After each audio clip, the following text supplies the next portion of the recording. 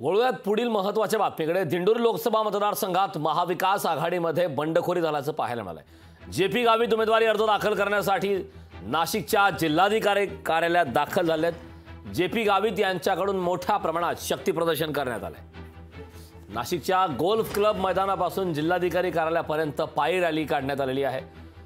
महाविकास आघाडीमध्ये पुन्हा एकदा बंडखोरी पाहायला मिळते। जेपी गावित आपला उमेदवारी अर्ज दाखल करणार आहेत। जेपी गावितांकडून मोठं शक्ती प्रदर्शन या दरम्यान केलं जातं।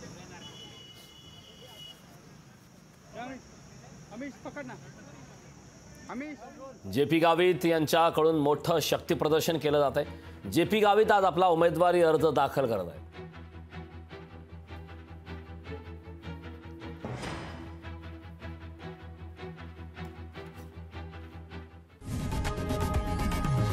लोकशाही मराठी ऐका, पहा, जागरूक रहा।